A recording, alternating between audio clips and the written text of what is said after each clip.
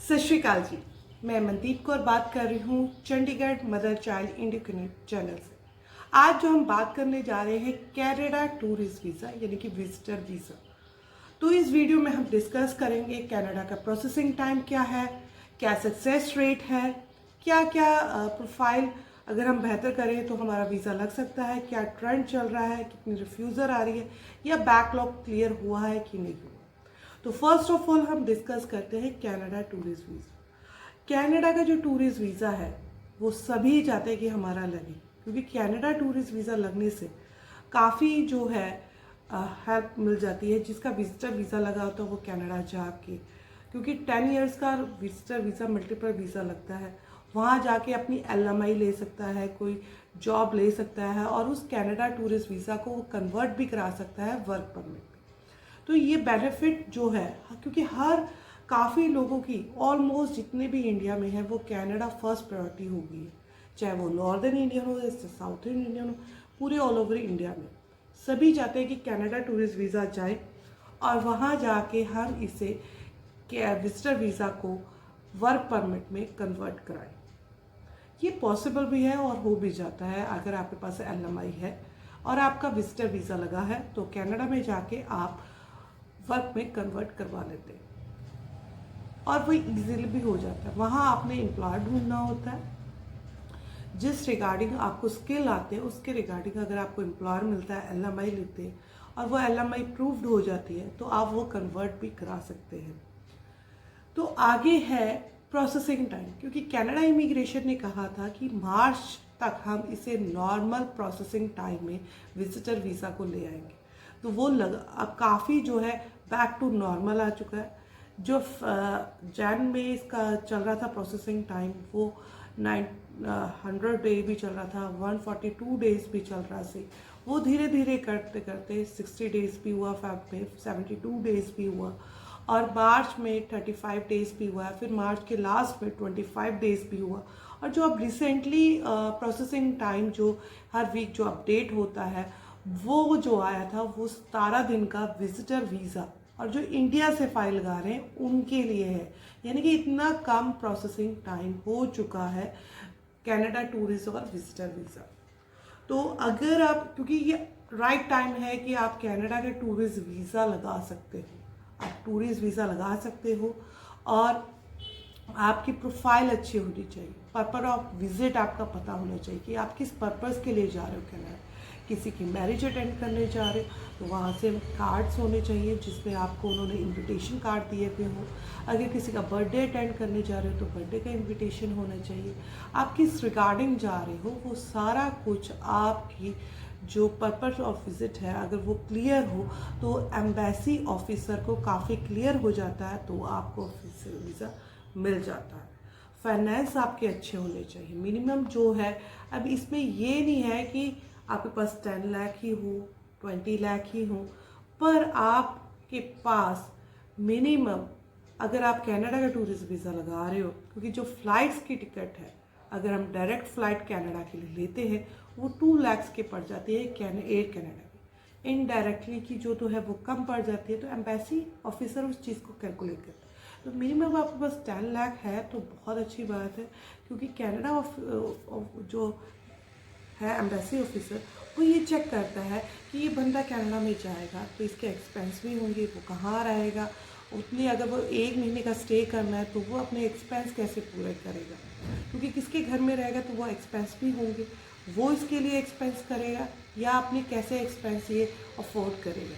क्योंकि जब आपकी 2-2 लाख की फ़्लाइट हो जाएगी तो 4 लाख, तो आपके पास बचे 6 लाख, तो वो आप 1 महीने में सर्वाइव कर सकते हैं कि नहीं कर सकते हैं। तो डिपेंड अपनी कितनी आपने स्टे लगा रहे हो कनाडा में। अगर आप 20 डेज़ लगा रहे हो तो 20 डेज़ के तो आपके एक्सपेंसेस भी मेल खाने चाहिए।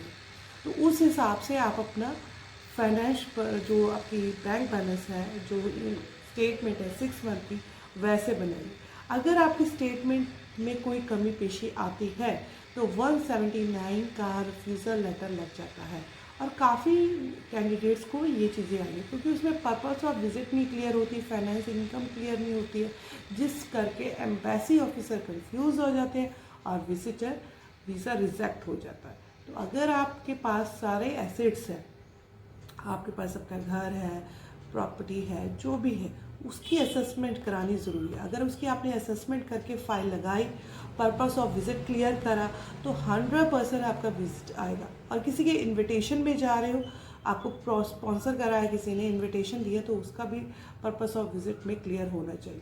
जो ट्रेंड जो है मोस्ट है प्रोफाइल पर डिपेंड करता है आपका विजिटर वीज़ा। अगर आपका पर्पस ऑफ विजिटर सारा कुछ आपकी प्रोफाइल क्लियर है तो 99% कनाडा वीज़ा देता है और अच्छा ही ट्रेंड आ रहा है।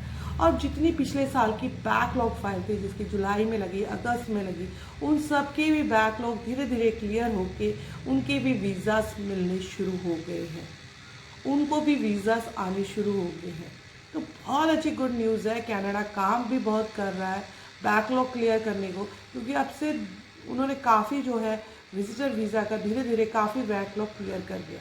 अगर फिर भी आपका अभी तक कनाडा में जो है वीज़ा अभी तक आया नहीं, 6 मंथ पुराना है, 8 महीने पुराना है, तो आपको मैं कहूँगी कि वेब फॉर्म रेज करिए और कनाडा इमिग्रेशन को आप कांटेक्ट करिए कि आपका जो है रिजल्ट पेंडिंग है, क्यों पेंडिंग है आपका। तो आप वेब फॉर्म रेज करके कनाडा इमिग्रेशन को कांटेक्ट करिए। कनाडा इमिग्रेशन जो है वो आपको बता सकता है। अगर आपने फाइल खुद नहीं लगाई तो अपने लॉयर्स को कहिए, लॉयर्स के थ्रू जाके कांटेक्ट करिए इमिग्रेशन को।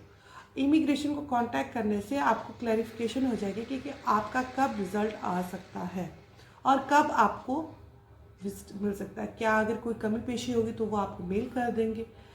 तो ये जो है डिपेंड करता है। अगर आपका खुद का रिज़ल्ट पॉजिटिव आया है तो आपका ट्रेंड अच्छा चल रहा है, क्योंकि जब तक आपका पॉजिटिव रिज़ल्ट नहीं आता है तो ट्रेंड जो है उसको मायने नहीं रखता है। जैसे मेरा विजिटर वीज़ा आ गया तो ट्रेंड अच्छा चल रहा है, तो मैं कहूँगी ट्रेंड अच्छा चल रहा है। तीसरे का विजिटर वीज़ा उसकी प्रोफाइल की वजह से ख़राब हुआ तो ट्रेंड अच्छा नहीं चल रहा है। ये है। बाकी ये है कि आप जो है विजिटर वीज़ा अगर आप लगाना चाहते हैं तो अगर आपने 6 महीने पहले लगाना है, जैसे आपने अभी अगर प्रोफाइल तैयार करनी हो तो आपका अक्टूबर नवंबर तक लग जाएगा। एकदम से कहिए कि साथ के साथ मेरी फाइल लगाए, क्योंकि फाइल के लिए प्रोफाइल अच्छा होना चाहिए। बिना प्रोफाइल अच्छा आपका विजिटर वीज़ा सक्सेस रेट नहीं हो सकता है। एकदम से ना करिए, अपनी प्रोफाइल पर काम करिए। जिससे किससे भी लगवा रहे हैं उनको भी कहिए कि आपकी फाइल पर पूरा काम करें, होमवर्क करें, कोई कमी पेशी ना रह जाए, कोई डॉक्यूमेंट ना रह जाए, जो आपका विजिटर वीज़ा लग सके। वैसे ऑलमोस्ट अगर देखा जाए विजिटर वीज़ा बहुत अच्छे रिजल्ट आ रहे हैं। कुछ रिफ्यूज़र भी आ रही है बच्चों के कारण। बच्चों ने जो उनकी प्रोफाइल है उनके जो है उसमें काफ़ी जो है मिस्टेक थी, मिसमैच थी, उस करके उनके रिफ्यूज़र भी आए। पर जो अच्छे प्रोफाइल है, फाइनेंस क्लियर है, पर्पस ऑफ विजिट क्लियर है, सब कुछ क्लियर है, उनकी क्या बोलते हैं ट्रैवल हिस्ट्री नहीं है, उनके भी वीज़ाज आ रहे हैं। ट्रैवल हिस्ट्री होती है आपकी, वो वेल एंड गुड है, वो आपको साइड बाय साइड हेल्प करती है। पर आपकी फाइनेंस और आपकी पर्पस ऑफ विजिट हमेशा क्लियर होनी चाहिए। आप किसी कंट्री में भी गए हो और आपकी हिस्ट्री बनी है 4-5 कंट्री में, तो बहुत अच्छी बात है, उसमें आपको हेल्प देती है विजिटर वीज़ाज में। पर अगर हम किस कारण नहीं जा पाए पर हमने जाना है कनाडा है, तो अपना प्रोफाइल अच्छा आप ज़रूर बनाइए, आपको भी विजिटर वीज़ा मिलेगा और आपके भी जो ड्रीम है वो सच होंगे। तो मैं कहूँगी कि अपने पर विश्वास रखिए, बिलीव योरसेल्फ, आपके ड्रीम बहुत सच्चे होंगे और पॉजिटिव रहिए। अगर आपको मेरी